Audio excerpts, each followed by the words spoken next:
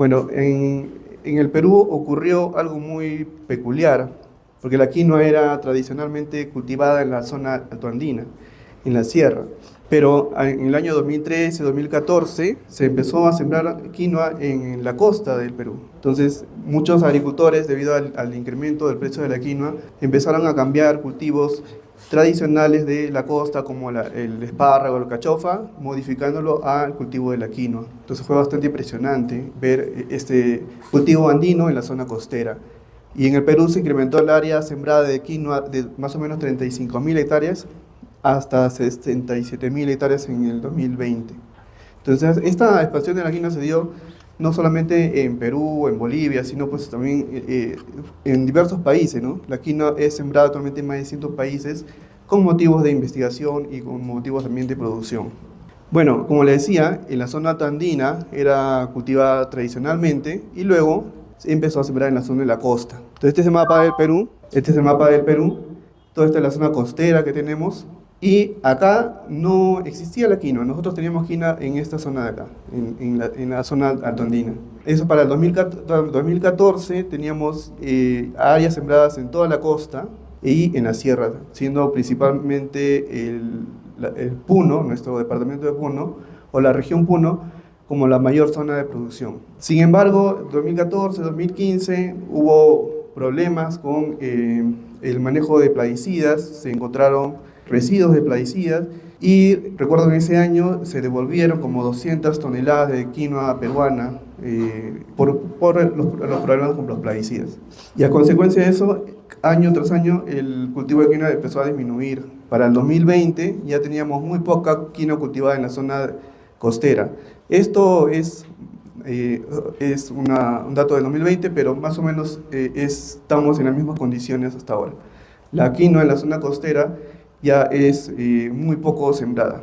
Entonces, para el 2014-2015 yo empecé a recorrer todas estas zonas. Todavía no estaba iniciando mi doctorado en las zonas costeras, y ahí tenían un problema principal que no era Eurisaca, sino era problema de unos chinches, que uno podía entrar y parecían mosquitos porque era muy grande la cantidad de chinches que presentaban, ¿no? Entonces, ese era el principal problema de los agricultores en la zona de la costa. Entonces, por eso parte de mi investigación está relacionado con el manejo de estos chinches también. Bien, manejo integrado de plagas. Uno, cuando escucha manejo integrado de plagas, lo relaciona como aplicar diferentes estrategias de control, que es esto de acá. Pero el manejo integrado de plagas es mucho más allá. No solamente es aplicar control cultural, control químico, biológico, sino también parte de un planeamiento, identificar a la plaga, saber qué cosa es lo que vamos a nosotros controlar, conocer los componentes del agroecosistema, hacer un monitoreo, un plan de monitoreo constante para determinar las fluctuaciones poblacionales de las plagas y sus enemigos naturales, establecer umbrales de acción y recién ahí establecer estrategias de control. Entonces, más o menos mi investigación va enfocado en partes de estos componentes del manejo integrado de plagas. Entonces, estas son las 4 líneas de investigación. La primera, relacionada con la diversidad asociada al cultivo de la quinoa, en una zona tradicional, o sea, en una zona altoandina, y en 2 nuevas zonas de producción, o relativamente nuevas zonas de producción, a diferentes pisos altitudinales. Posteriormente, el uso relacionado con el uso de plaguicidas, la biología termal de los chinches, que son estos dos, Liorhizos hialinus y Nisos simulans, y luego el potencial de este predador como agente de biocontrol de Liorhizos hialinus y Nisos simulans. Entonces, más o menos así va a ir enfocada mi presentación. Entonces, lo primera, tenemos que conocer nosotros qué tenemos en el campo de cultivo, ¿no? Tenemos que saber cuáles son los organismos fitófagos y los organismos que son entomófagos o enemigos naturales. Entonces, para eso se escogió 3 zonas de producción. Una zona que está más o menos a nivel del mar, que es La Molina, que coincide, bueno, esto fue realizado en la universidad, en los campos experimentales de la Universidad Agraria La Molina, que está a una altura de 244 metros sobre el nivel del mar. Después, la zona de Majes, en Arequipa, que está ubicada a 1.400 metros sobre el nivel del mar. Esta zona era relativamente nueva en la producción de quinoa, porque usualmente era una zona de producción de cebolla. cebolla y otros cultivos, pero poco de quinoa. Y la zona tradicional, que es San Lorenzo, ubicado en Junín, ubicado más de 3.300 metros sobre el nivel del mar. Ubicados acá, ¿no? Y acá está La Molina, acá está Junín, San Lorenzo, y acá está Majes. Entonces, ¿cómo lo estudiamos nosotros? Utilizamos una trampa de manera continua que se le conoce como las trampas de caída o pitfall, que son estas de acá. Estas trampas de caída, aparentemente solamente vamos a encontrar insectos que caminan sobre el suelo, caen a las trampas con un componente de agua más un preservante que es etilenglicol, pero realmente estas trampas de caída son muy útiles para estudios de diversidad. Caen una cantidad de microhimenópteros, de coleópteros, de heterópteros, muy diversos, muy útil para estos estudios, ¿no? Entonces, esto me permitió tener una idea de cuál es la diversidad asociada al cultivo de la quinoa. Y esto se mantuvo toda la etapa fenológica del cultivo. Yo iba desde La Molina, o desde Lima, perdón, me iba hasta la zona de Junín cada 15 días para hacer la colecta de esta trampa, ¿no? Esto estaba permanente. Iba, cambiaba la trampa y lo recolectaba. Y en el laboratorio luego lo procesaba. Más o menos así era la distribución de las trampas, bien distribuidas por sectores. Y luego estas trampas tenían un proceso de trabajo, ¿no? Primero las lavaba, las cernía con un cernidor bastante fino para poder colectar los insectos pequeñitos. Y luego estos los procesaba en el laboratorio, mira acá estoy yo, y hacía el proceso de morfotipeo. Morfotipeo es separar por formas los insectos que se parecen, porque todavía no lo puedo identificar a nivel de especie o a nivel de género, ni nada. Simplemente por forma los separaba. Le tomaba una foto y lo colocaba en un vial y ahí iba acumulando todos los que se parecían a esa morfoespecie. Luego estos morfoespecies las identificaba utilizando claves taxonómicas, descripciones originales y uso de técnicas moleculares para la identificación. Esta parte de acá la realicé en la Universidad de Gante. Y con estos morfotipos, con esta data, yo analicé dos tipos de diversidad, o sea, la diversidad alfa y la diversidad beta. Y la diversidad alfa, uno cuando piensa diversidad, piensa que es un montón de especies, hay bastantes especies y ya, pero eso no solamente eso es diversidad.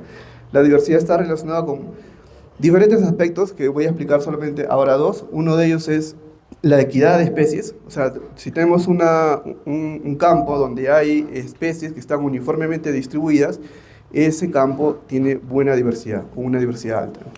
Eso nos va a medir este índice de Shannon.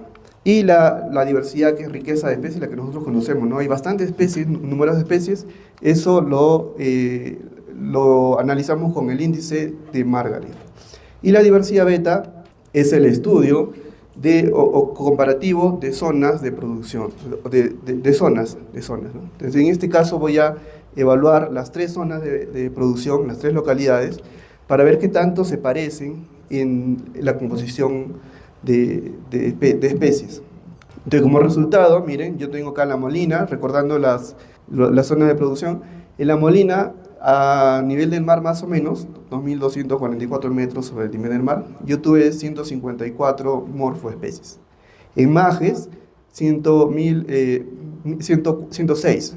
Pero miren acá, en San Lorenzo, a 3.322 metros, yo tuve el doble de La Molina y casi el triple de Majes. Esto me lleva a pensar que la zona altoandina es muy rica en diversidad de especies, ¿no? Entonces, conociendo la diversidad de especies, podemos intuir muchas ideas respecto al manejo de las plagas, ¿no? Que vamos a mencionar más adelante. Entonces, con respecto a la diversidad alfa, la diversidad total de todas las especies, San Lorenzo siempre le ganó a las otras zonas.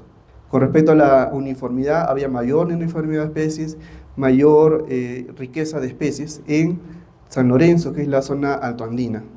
Con respecto a los insectos fitófagos, solo los fitófagos, también en San Lorenzo, mayor, y en los enemigos naturales, también San Lorenzo siempre fue mayor. O sea, mayor número de fitófagos, pero mayor número de enemigos naturales también. ¿Y eso por qué? Nuestra zona altoandina está compuesto por una gran diversidad de vegetación. O sea, esa diversidad de vegetación está relacionada con la gran diversidad de especies que yo encontré, de insectos. Entonces, tenemos bastantes cultivos, diversos cultivos, como podemos ver acá. Encontramos nosotros que hay un uso limitado de insumos químicos muchas veces, porque el agricultor de la zona altandina no tiene los recursos suficientes para utilizar fertilizantes, para utilizar agroquímicos o pesticidas en general. Entonces ellos hacen uso de su incorporación de guano y prácticamente no aplican pesticidas en muchos de los casos, ¿no? Por eso es que se logra comercializar la quinoa como una quinoa orgánica.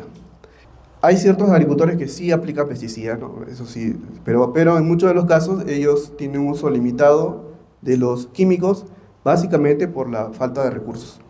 En cambio, miren, este es en Arequipa. Vale mencionar también que los suelos en esta zona son ricos en materia orgánica, entonces también está relacionada con la diversidad. En cambio, en la zona de la costa, la cantidad de materia orgánica es mucho menor vegetación, hay mucho más monocultivo, campos extensos de un solo cultivo nada más, y hacen una gran utilización de insumos químicos. Miren, este es en la zona de la costa, entonces cultivo reciente, pero ya habían instalado una maquinaria especial para hacer las aplicaciones de los plaguicidas en la quinoa. Entonces esta es una de las razones por las cuales en estas dos zonas de la costa y bueno, en Majes no es costa realmente, sino más o menos altura, 1400 metros sobre el nivel del mar, pero en esa zona es una zona más o menos desértica, no hay mucha materia orgánica, poca vegetación también, y está relacionada con la baja diversidad de insectos que encontramos. Este es un análisis de las tres localidades a la vez. Miren, acá tenemos a Majes, 1400 metros, La Molina, casi al nivel del mar, y San Lorenzo, que es la zona altoandina. Entonces, la diversidad beta relaciona la composición de insectos entre los tres. Entonces, de los 301 morfoespecies que encontré en San Lorenzo, casi todos eran autóctonos. Pocos de ellos estaban compartiendo con es decir, la gran mayoría son autóctonos y solamente estas especies son las que compartían entre las localidades. ¿Y quién está en el centro? Está Eurysaca melanocampta, que es la plaga clave de la quinoa en la zona andina, en nuestro caso.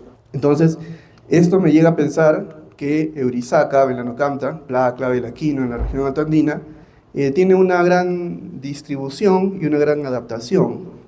Linomyza huidorensis, que es un minador de hoja un minador de follaje, también fue encontrado en las tres localidades, pero no es una plaga tan importante en el cultivo de la quinoa. Pero estos dos, Lionizius simulans y Liorhizos hialinos, se encontró tanto en Majes como en La Molina. Acá están, Liorhizos hialinos y Lionizius simulans. Este de acá es un predador. Entonces, el predador también se encontró en estas dos zonas. Entonces, eso quiere decir que estos dos especies también tienen una amplia distribución, ¿no? Desde el nivel del mar hasta 1400 metros sobre el nivel del mar. Entonces, después yo estudié la biología termal de estos y entendí por qué no lo encontré acá. Entonces, voy a explicarlo más adelante. Entonces, este es Liorhizos hialinos, ustedes seguramente no lo tienen. Es una plaga que infesta los granos, es una plaga gregaria y ocasiona que los granos sean vacíos o vanos.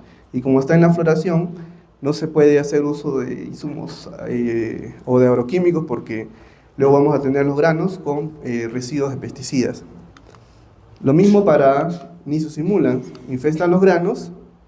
Y si nosotros, ellos pasan inadvertidos porque son muy pequeñitos, le llaman la chinche diminuta, y pueden pasar muy inadvertidos. Y sin darnos cuenta, podemos tener esto de acá. Una gran cantidad de Lionizius en el suelo, y sobre todo, esta de acá, esta especie, le encanta mucho estar en el suelo. Inicialmente, en la etapa fenológica del cultivo, ellos están en el suelo, y luego cuando hay floración, fructificación, se suben a la quinoa. Y la quinoa, en la zona altoandina. Bueno, en realidad la quinoa tradicionalmente la cosecha es cortarla, dejarla en el suelo y esperar a que termine el secado, ¿no? Y si le dejamos en el suelo, estos inicios empiezan a proliferar sobre la quinoa. Entonces, todo un problema. Bueno, hasta acá es la parte de la diversidad. Luego vamos a estudiar los insecticidas, el efecto de los insecticidas sobre la plaga y el efecto de los insecticidas sobre organismos no objetivos, específicamente los enemigos naturales. Este estudio se realizó también en La Molina por practicidad y este estudio fue realizado bajo un diseño completo de bloques al azar. Entonces, ¿qué se hizo acá? Se estableció parcelas de 21 metros cuadrados y 3 días antes de realizar la aplicación o el tratamientos se bordeó con láminas de polipropileno, como podemos ver acá, dejando a las calles. Esto para reducir la interacción entre las parcelas. Utilizamos como insecticidas el imidacloprid, la cipermetrina, el tefluenzurón y el emamectin-benzoato, cada uno con un modo o mecanismo de acción diferente de los insecticidas. Y como control utilizamos el agua. Se hizo una aspersión de agua nada más, ¿no? Aquí estoy yo realizando las aplicaciones. Se hicieron 2 aplicaciones a los 61 días y a los 76 días, o sea, 15 días después. Es decir, casi 2 meses estuvo sin estas láminas. ¿Para qué? Para que las plagas empiecen a proliferar, los insectos empiecen a proliferar y se establezca pues la entomofauna en las parcelas de evaluación. Las metodologías de muestreo, en este caso se utilizó una metodología de muestreo por cada estrato de cultivo. Una a nivel del suelo, la que expliqué anteriormente, que es la pitfall o con la trampa de caída.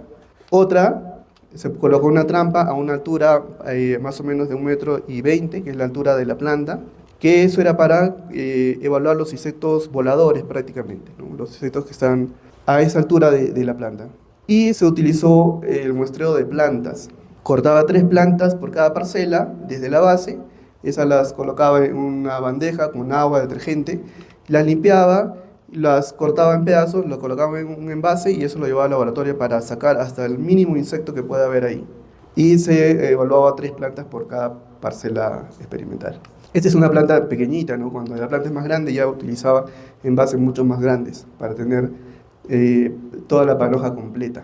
Y el mismo procedimiento, yo hice el lavado, hice el cernido con un tamiz muy fino, lo llevé al laboratorio para morfotipiarlo y los morfotipos los coloqué en viales y luego los identifiqué con claves taxonómicas, con descripciones originales y los identifiqué también con técnicas moleculares. Bueno, y como resultados, los 6 insecticidas, bueno, paralelamente yo esperaba tener Eurisaca melanocamta, como lo tuve en la campaña anterior a la investigación, ¿no? Pero en esta ocasión yo no tuve ninguna ninguna presencia de Eurisaca melanocamta.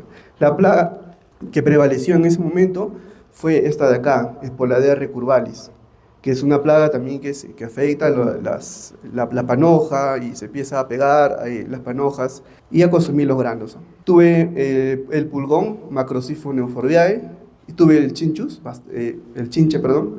bastante población de Inicius simulans, y a Franquinella occidentalis untris.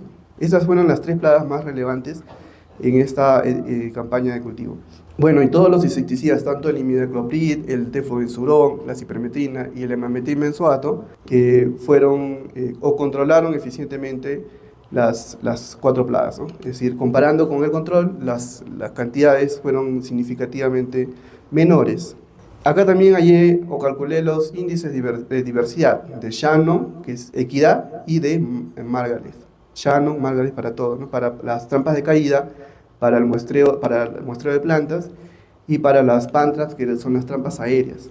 Y acá encontré algo muy interesante. Miren, en las trampas pitfall hay uno que sobresale pero por debajo, ¿no? Que es el tratamiento con imidacloprid.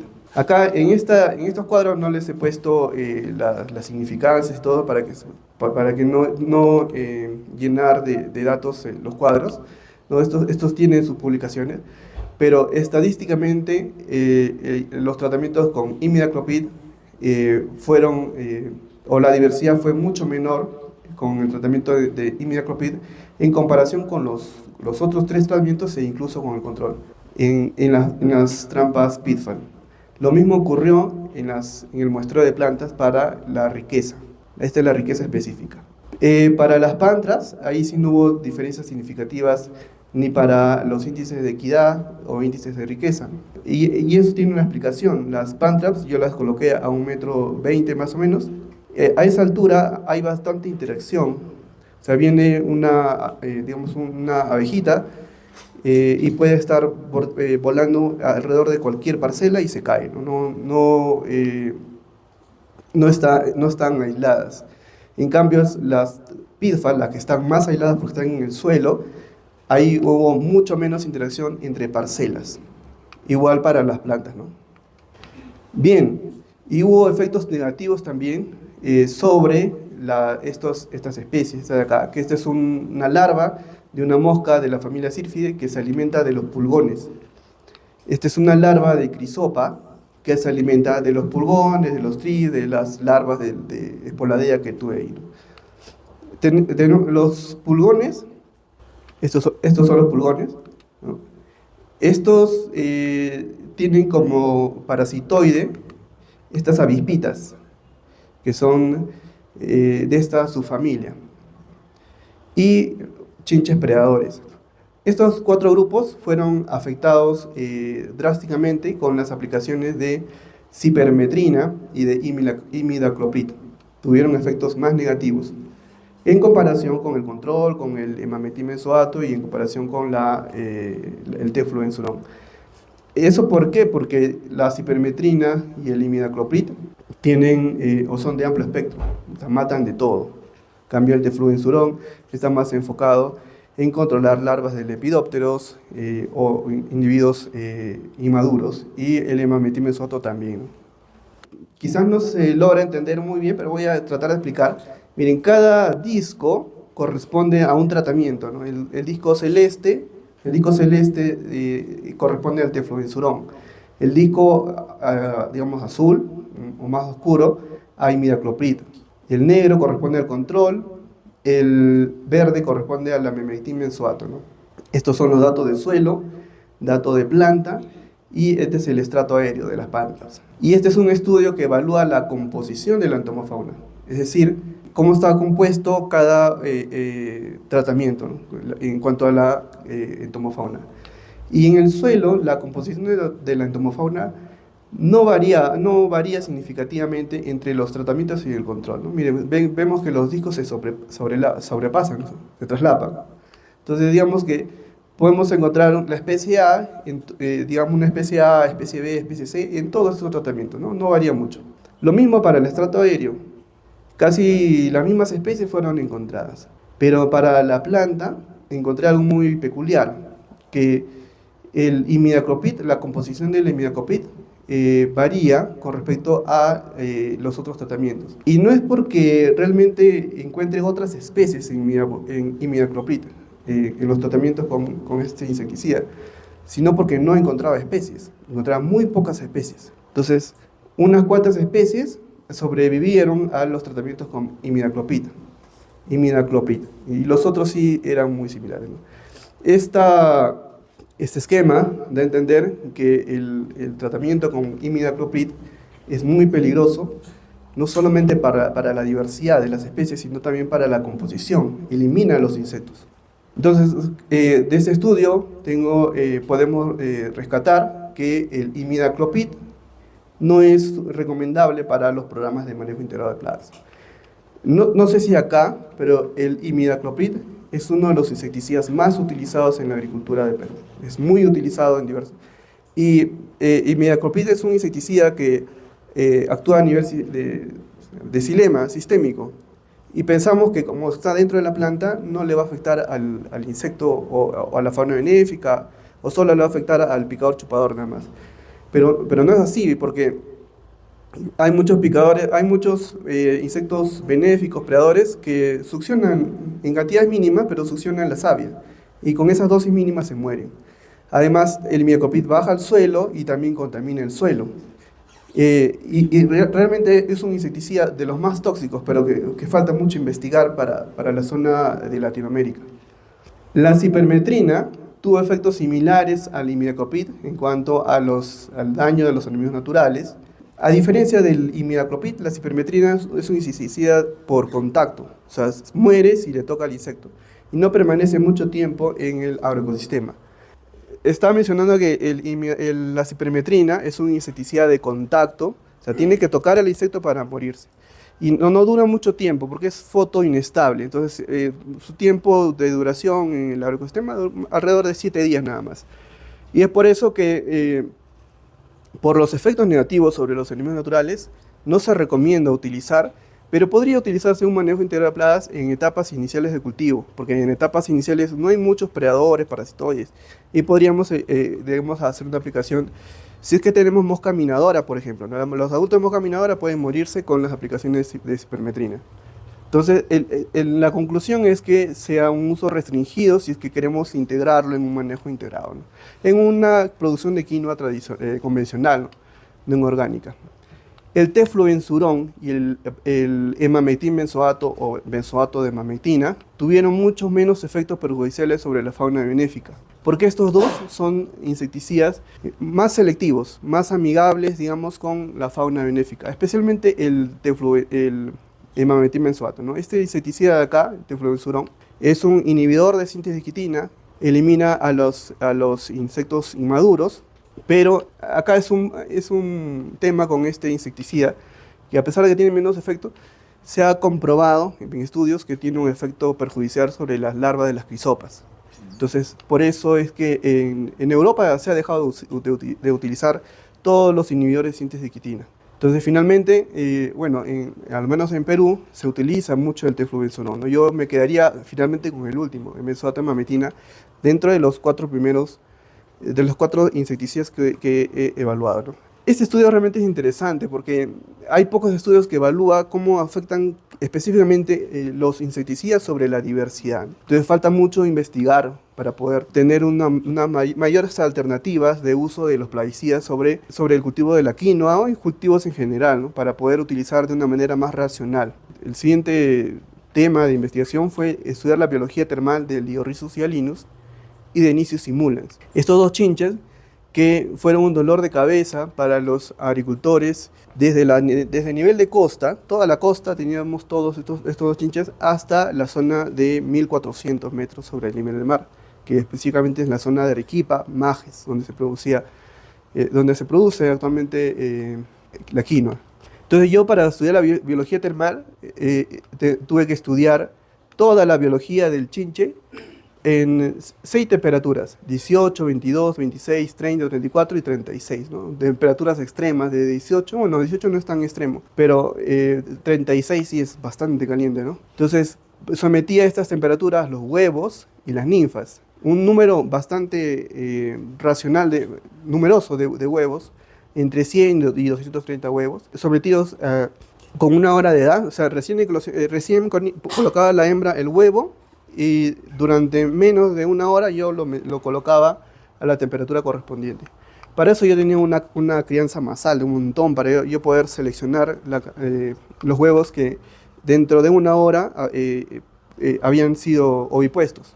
Y las ninfas, entre 80 y 140 ninfas de primer estadio, fueron colocadas a estas temperaturas también y estudiadas en placas Petri. Entonces, acá al inicio de mi investigación, yo quería hacerlo sobre la quinoa, pero yo tendría que tener todo el tiempo el estado de la quinoa, el mismo estado de la quinoa, es decir, tendría que tener un cultivo de la quinoa escalonado para yo poder seleccionar granos de quinoa del mismo estado todo el tiempo. Y fue un dolor de cabeza inicialmente porque eso no se podía, no era práctico, este estudio demoró bastante tiempo.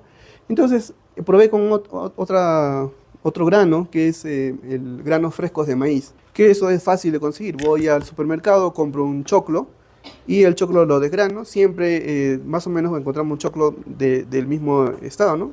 Era más o menos choclos frescos, esos blancos, ¿no? Acá deben tener también choclos blancos, ¿no? Que lo llamamos nosotros choclos. Y utilizaba un choclito por cada insecto, por cada individuo. Y fue muy útil, muy práctico, para poder establecer la crianza y mantenerlo durante toda la etapa de investigación. De estas 80 y 140 ninfas, estas se volvían, algunas se morían, ¿no? A veces por el manipuleo se mueren, pero obtenía de acá adultos, y estos adultos obtenidos de estas temperaturas, continúa la investigación para ver la longevidad de los adultos y sobre todo lo interesante es la oviposición. Entonces, esta etapa de reproducción de los adultos los estudié a esas 4 temperaturas nada más, 22, 26, 30 y 34. ¿Por qué no estas de acá? Bueno, porque estas temperaturas no eran muy favorables, ¿no? 18 grados, 36, no eran muy favorables para la reproducción de liorrizos, ¿no? Yo empecé a estudiarlo primero con 26, luego con 30, y luego retrocedí a 22 y luego a 40. No lo hice de manera escalonada, ni tampoco lo hice todo al mismo tiempo, porque uno de los problemas que nosotros tenemos o carecemos es de tener suficiente, digamos, para tener a esta temperatura yo tenía una incubadora grande. Entonces eso, mediante el proyecto de mi tesis de doctorado, se logró comprar, pero no tenía suficientes, porque si hubiera tenido unas 4, yo podía haber hecho las 4 a la vez. Yo estaba exclusivamente dedicado a la investigación de esos chinches. Pero lo hice, digamos, uno por uno, cosa que me demoró bastante tiempo. Estos adultos recién emergidos de menos de 12 horas de edad, los emparejé macho y hembra, entonces yo ya sabía identificar cuál era el macho, cuál era la hembra, los juntaba, ahí se pareaban, y los tenía ahí hasta que se mueran. Estos fueron expuestos a la misma temperatura que crecieron cuando eran ninfas. Ya, estos fueron los resultados que yo obtuve en cuanto a la temperatura. Este es Liorrizos hialinos, son los huevos y las ninfas. Entonces miren, acá yo, en cuanto a ninfa, yo no tengo 18 grados, ¿no? Porque cuando yo sometía a la ninfa a los 18 grados, ninguna sobrevivía. O sea, pasaba ninfa 1, algunos llegaban ninfa 2, ninfa 3, ninfa 4 y terminaban muriéndose. Nunca llegaban.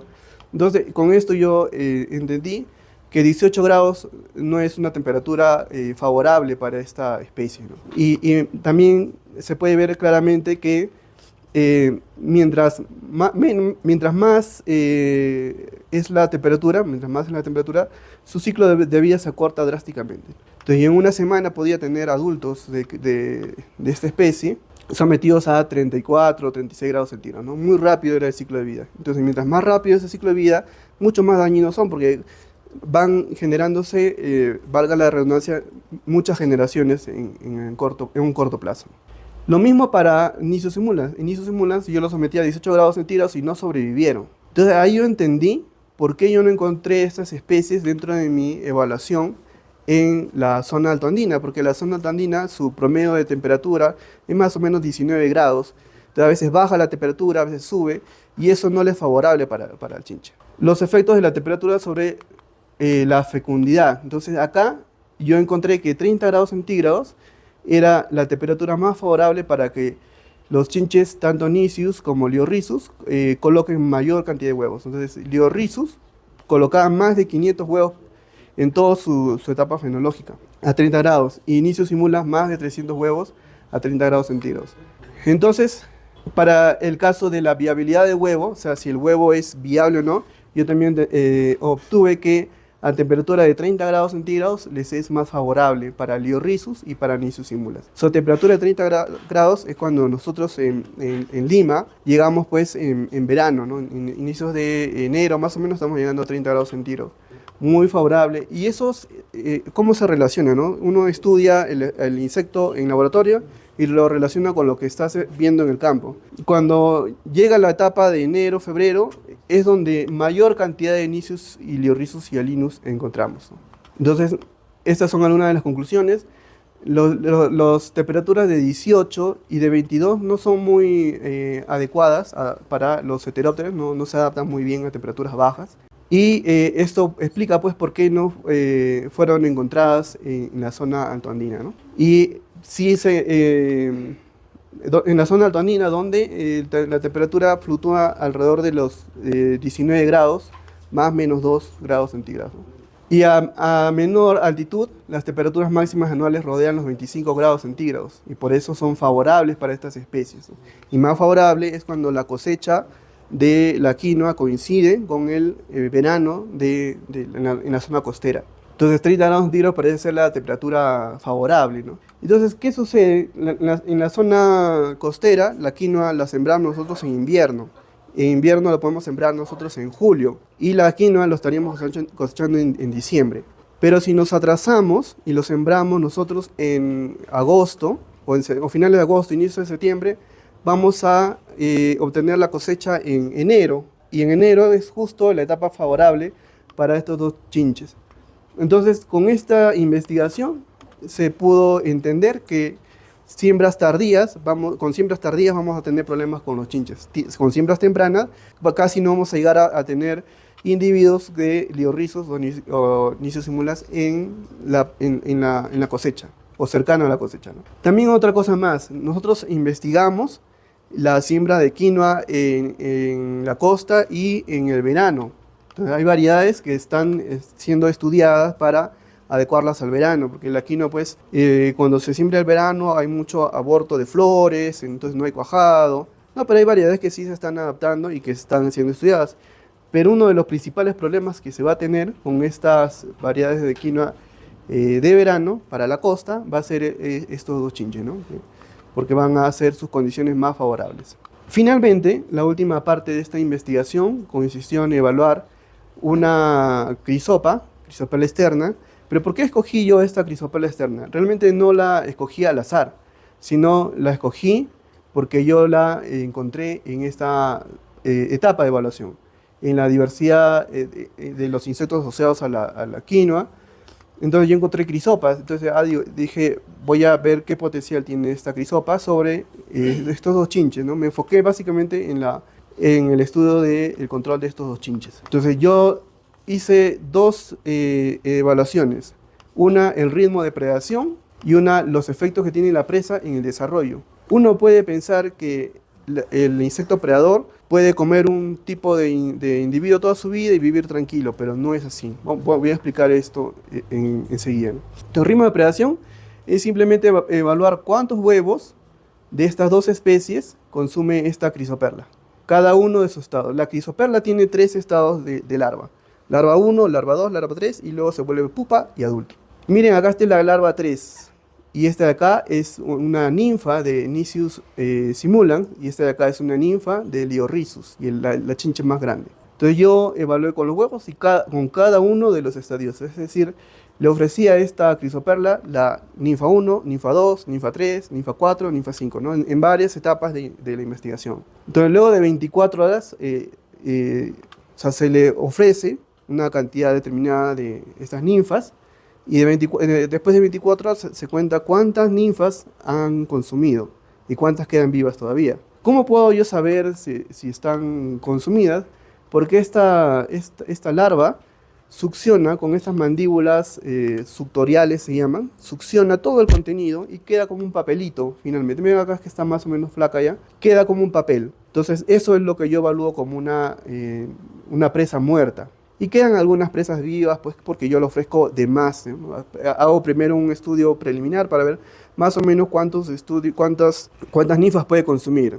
Si calculo que puede consumir unas 30, lo ofrezco en el estudio real, unas 40 o 50. Y luego, ¿qué es lo que hice? A cada estado de desarrollo, yo le ofrecí ninfas de Nicius simulans durante toda su etapa de desarrollo de crisoperla externa. Toda la etapa larval, le ofrecí ninfas de primer estadio de Nicius simulans, ninfas de primer estadio de Liorhizos, y esto lo comparé con una presa ficticia, que es la Cytotroa cerealela. Cytotroa cerealela es una especie que se produce para recuperar los huevos, y esos huevos se utilizan para la crianza de los predadores, de los parasitoides, ¿no? Entonces, yo le ofrecí estos huevitos de acá, de esta presa ficticia. ¿Por qué? Porque esta presa ficticia es ya bastante comprobado que es muy eficiente para el desarrollo larval de crisoperla externa, ¿no? Entonces, completa su vida, digamos, con un casi 100%. Entonces, vamos a ver ahora. Entonces, yo estudié todo el desarrollo larval, vi la sobrevivencia de la larva y de la pupa, que fueron monitoreadas diariamente. Y acá, como resultados de la predación, miren, para empezar, yo les mencioné que yo le ofrecí huevos de Liorhizos hialinus y los huevos no fueron consumidos. Miren, este es el huevo de Liorhizos hialinus. El huevo tiene un corium, una estructura bastante dura, y el predador, cuando trata de sujetarlo, no puede penetrar este huevito. Entonces este huevo es inmune al ataque del predador. En cambio, los huevos de Nicius sí son como unos arroces, muy delgaditos y frágiles, y lo pueden consumir fácilmente. Vamos a ver los resultados nuevamente.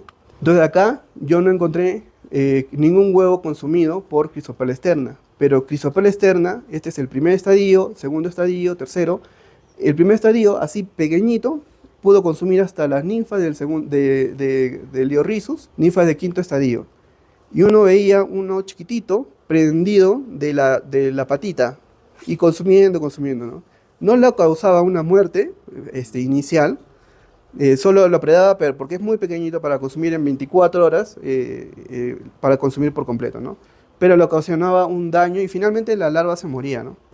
Igualito, ¿no? Y entonces encontramos que la larva del tercer estadio de Chrysopela externa fue la que consumió mayor cantidad, ¿no? Porque es una larva mucho más grande, mucho más voraz. Y puede consumir hasta 40 ninfas de primer estadio de Liorhizos hialinus, ¿no? Entonces, este de acá es de Nicius simulans, y acá sí vemos que los huevos de Nicius simulans fueron consumidos por Chrysopela externa, ¿no? En todos los estados, ¿no? Primero, segundo, tercero estado de Chrysopela externa. Estadio larval. Y Chrysopela externa puede consumir hasta casi 140 huevos en 24 horas. Y puede consumir hasta más de 100 ninfas de segundo estadio, y así puede consumir todos los estadios ninfales, ¿no?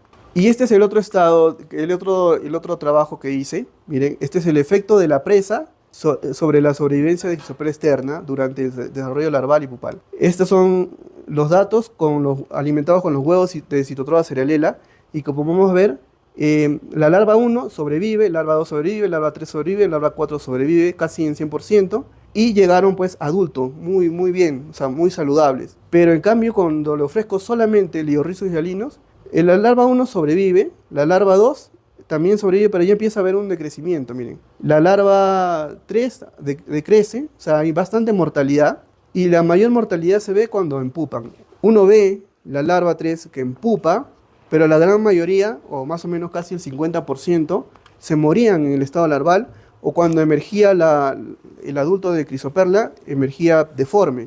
Esto da a entender que en la vida natural, Liorhizos hialinus no es una presa, digamos, una presa saludable para Chrysopela externa, ¿no? Y eso es porque Chrysopela externa es un predador generalista, consume de todo, y digamos en la quinoa no va a consumir necesariamente solo Liorhizos hialinus, ¿no? Va a consumir todo lo que pueda haber, y eso va a complementar su desarrollo, ¿no? Los datos fueron más extremos con Nicius simulans, porque aquí de las 100 individuos que yo utilicé, solamente el 10% llegaron a convertirse en adultos, ¿no? Solamente el 10%. Entonces, basándonos en las tasas de reproducción de Chrysopela externa, yo puedo inferir que estas pueden ser o tienen un potencial como agente de control biológico de estas especies. Y las crisopas entonces podrían ser claves en programas de control biológico por conservación.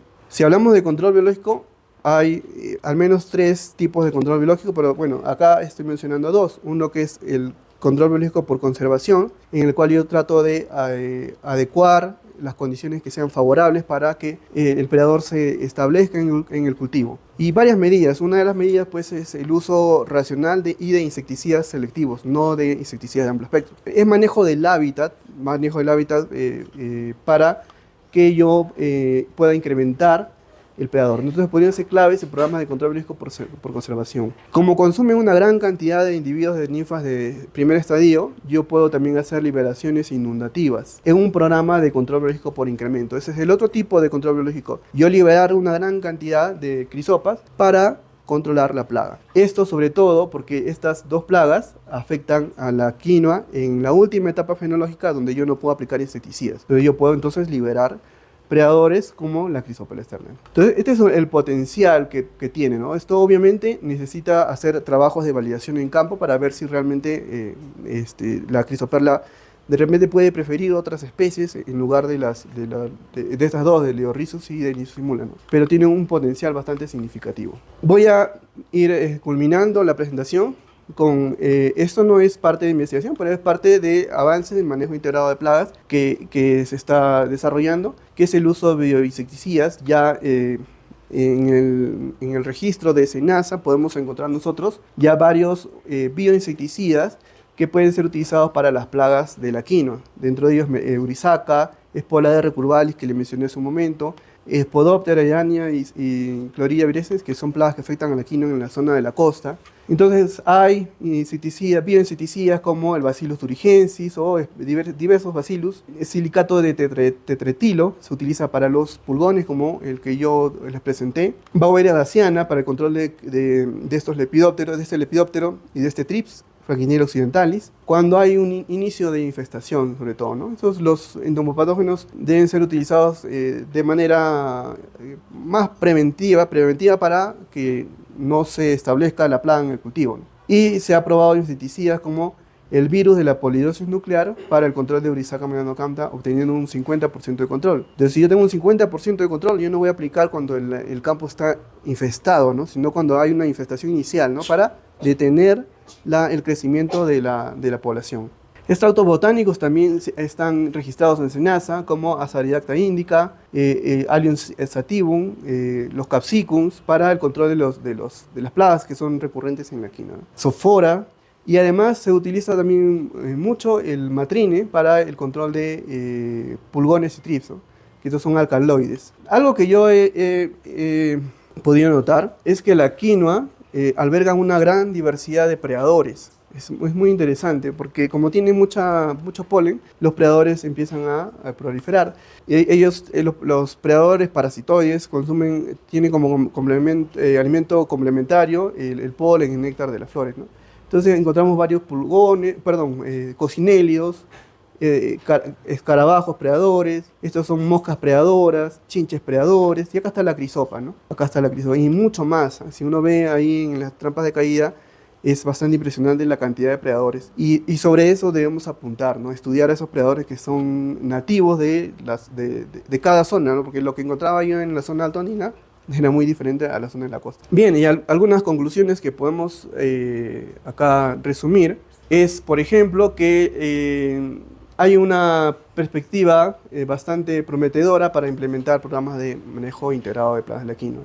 Por ejemplo, en la zona de San Lorenzo yo encontré una gran diversidad de insectos, en la zona de San Lorenzo principalmente. Entonces ahí se puede implementar programas de manejo integrado, y sobre todo manejos integrados sin el uso de plaguicidas. Se podría. La alta diversidad de enemigos naturales en San Lorenzo también. Producto de esto, yo puedo inferir que puedo implementar programas de manejo integrado y programas de control biológico por conservación para estos enemigos naturales que habitan naturalmente en la zona altoandina, se queden en la zona y no hacer prácticas que vayan en su perjuicio. El buen control de los insecticidas selectivos, también con menores daños sobre los efectos de la diversidad y sobre los enemigos naturales, esto también es un indicativo de que yo pueda tener un programa de manejo integrado. Y también las prácticas culturales para liorhizos y violinos.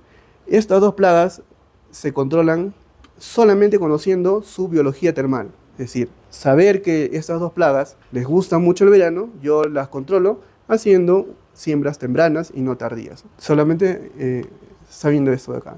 O sea, un manejo cultural, un control cultural. Y la perspectiva prometedora de Chrysopela externas como agente de biocontrol de Liorhizos y de Nisosimula. Cosa que falta mucho por explorar, ¿no? De todas maneras. Bien, pero hay componentes esenciales que yo mencioné al inicio y que necesitan mejorarse. Yo hice una evaluación dividiendo el campo en 5 sectores. Sin embargo, esta evaluación es más para estudio que para, alguien que maneja su cultivo. No se va a poder ir a cortar la planta, lavarla, cernirla. Eso es muy trabajoso, ¿no? Entonces, tiene que haber mejorar un muestreo de las plagas, saber exactamente cuántas unidades de muestreo tomar por cada, si voy a dividirlos en estratos. Todo eso falta investigar o mejorar. El establecimiento de umbrales económicos, se conoce umbrales para Eurisaca, para Helicoverpa, ¿no? Esos umbrales son datos que yo he obtenido de acá de Bolivia, que propios de Perú. Entonces, los umbrales económicos son para zonas específicas, no son genéricos, son umbrales de acción, sobre todo. Los umbrales de acción son cada zona, de alta andina. Dentro de la zona alta andina hay diversas realidades y cada realidad debe tener su propia umbral de acción. Se necesitan establecer políticas agrarias adecuadas para promover y mejorar la producción de quinoa orgánica en los Andes. O sea, hay dos enfoques, ¿no? En la zona de la costa yo no puedo hacer quinoa orgánica porque en la zona de la costa hay un montón de plagas, un montón. Las plagas de la alcachofa, del espárrago, del tomate, de la papa, del algodonero, se van a la quinoa con facilidad. Eso es lo que yo he visto. Entonces, pero se puede establecer un manejo racional de la quinoa convencional, ¿no? Con uso racional del pesticida. En la zona de los Andes sí se puede hacer quinoa orgánica, se puede definitivamente por la gran diversidad que se tiene de insectos, de flora y todo, ¿no? Y esto, ¿no? Hace falta una reglamentación técnica del cultivo de la quinoa orgánica y de la quinoa convencional, ¿no? Y esto va a facilitar la implementación de programas MIP para el cultivo. Y los programas de extensión agrícola van a desempeñar un papel clave para la implementación de los programas MIP, hacer escuelas de campo, ¿no? Acá estoy yo, eso es una de las salidas que tuve en el 2014, ¿no? En la zona de Arequipa, ¿no? Y esto es todo, no sé si dio muy rápido, muchas gracias.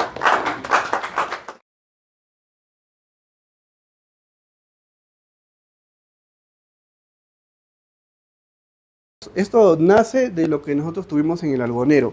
Voy a dar un poco de contexto. En los años 70, 80, nosotros tuvimos problemas, o 70, 60, tuvimos un problema muy serio en el cultivo del algodonero, que era uno de los principales cultivos en el Perú, a consecuencia del uso de los insecticidas organoclorados, que mataron toda la fauna benéfica y las plagas que eran plagas potenciales, resurgieron y empezaron a ser plagas principales. A partir de eso se desarrolló una reglamentación del cultivo, en el cual se establezca fecha de siembra, fecha de cosecha. Nosotros en el algodonero le llamamos matada, fechas de matada. Cada etapa del cultivo crítica tenía su fecha y de acuerdo a la zona. Entonces, en esa se establecía que la aplicación de insecticidas era el último recurso. Nosotros deberíamos preservar la fauna benéfica en el algodonero porque el algodonero también es un cultivo que atrae muchos enemigos naturales. Y básicamente a eso se refiere, establecer una reglamentación técnica de cultivo que establezca pues, fechas de siembra, fechas de cosecha, actividades primordiales. Le comento algo que quizás no lo he mencionado. Uno de los problemas por los cuales empezaron a proliferar estos chinches en la zona de Arequipa, aparte de la temperatura que les mencioné, era que, así como lo fui acá, este es en Arequipa, entonces yo podía estar en esta evaluación de campo y explicar cómo eran las plagas en esta quinoa, que estaba pues de repente de 2 semanas, y también podría explicar cómo eran las plagas en la quinoa en la etapa de floración o en la etapa de fructificación. Es decir, yo podía caminar y ver todas las etapas fenológicas del cultivo. Entonces no hay una reglamentación en cuanto a las fechas de siembra. Entonces cuando hay diferentes etapas fenológicas, la plaga se va de un lado a otro y eso es un problema. Entonces actualmente ya los agricultores de la zona se han puesto de acuerdo en establecer más o menos fechas de siembra y fechas de cosecha, y periodos en los cuales no debe sembrar quinoa. Pero eso no está reglamentado, eso básicamente es por valle nada más. A eso me refería.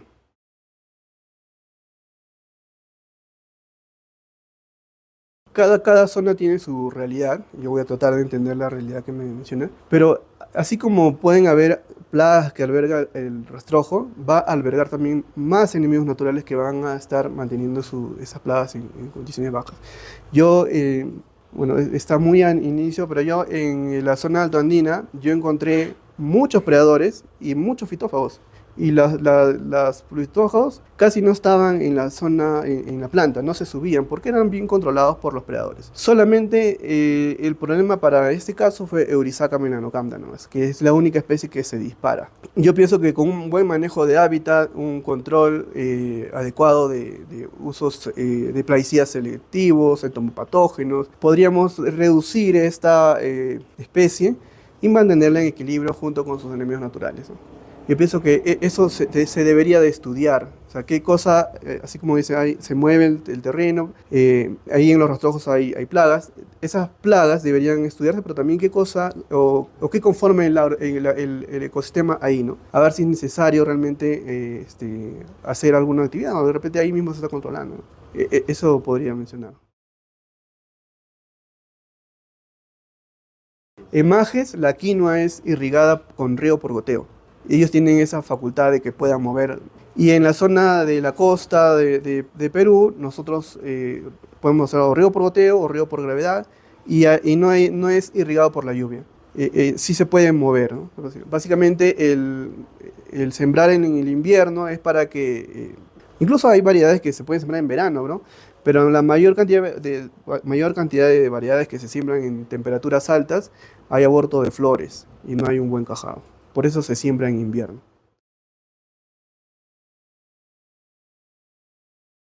Hay ciertas plagas que pueden migrar de un cultivo a otro cultivo. Ciertas plagas que son muy específicas. Yo le comento, yo en la zona de altoandina, en el experimento que hice, teníamos quinoa y al costado teníamos papa. La papa estaba llena de la pulguía saltona, que no sé si ustedes lo conocen, a Lepidix. Pero en realidad hay más especies de Epitris, porque yo cuando evalué, había como 3 especies ahí, pero Epitris le llamamos a todo, ¿no? La pulguilla saltona. ¿Y qué sucede? Yo en mis trampas de caída, en las trampas de suelo, encontré un montón de Epitris. Pero cuando evalué la planta, yo no encontré nada, ni encontré daño de Epitris ni nada. Es decir, ese Epitris estaba ahí en el campo de cultivo, simplemente porque el campo vecino era papa y porque las malezas que hay, malezas de la misma familia que la papa, estaban presentes en el cultivo, pero no habían daños en el cultivo. Entonces, hay especies que sí, hay especies que pueden, por ejemplo, Liriamisa widowrensis, que es un minador, de la papa se puede pasar al quino y puede ocasionar daños. Pero tenemos en la papa el gorgojo de los Andes, ese solamente va a estar en la papa. Entonces, respondiendo nuevamente a su pregunta, algunas especies van a estar sobre la papa y algunas pueden entrar al campo de cultivo para alimentarse de las malezas, pero no para alimentarse específicamente de la quinoa. Algo importante mencionar es que yo hice este estudio a 26 grados centígrados, una temperatura que es favorable para ambos en realidad, ¿no? Favorable. No he escogido la temperatura óptima para la plaga, pero sí la favorable. Y la temperatura óptima para la plaga era en la etapa de reproducción. No, en la etapa de crecimiento, no necesariamente, sino en la etapa de reproducción donde ponen más huevos. Pero una temperatura de 26, quizás retroceda un poco más, 26 grados centígrados, es una temperatura que es favorable para la plaga. 22 ya demora demasiado su ciclo de vida, y 36 grados centígrados sí sobrevive a esta temperatura, ¿no? Sí sobrevive, pero ya es muy caliente, pero sí sobrevive. No hice la biología reproductiva a esta temperatura porque nosotros no tenemos 36 grados centígrados en la costa. A lo más podemos llegar a un rango de 32, 33 grados centígrados que está por acá. Entonces, yo elegí estudiar a la crisopa a una temperatura que era favorable para ambos. Obviamente, esto falta estudiar más, falta estudiar de repente temperatura de 30 grados, muy buena el aporte, porque si yo estoy diciendo que voy a recomendar liberaciones en la etapa de enero, digamos, porque esto podría ser en diciembre nosotros tenemos más o menos 26 grados, pero en enero ya llega a 30 grados centígrados, entonces ahí va a cambiar mi data, ¿no? Entonces, no es una data que se pueda extrapolar para todo, ¿no?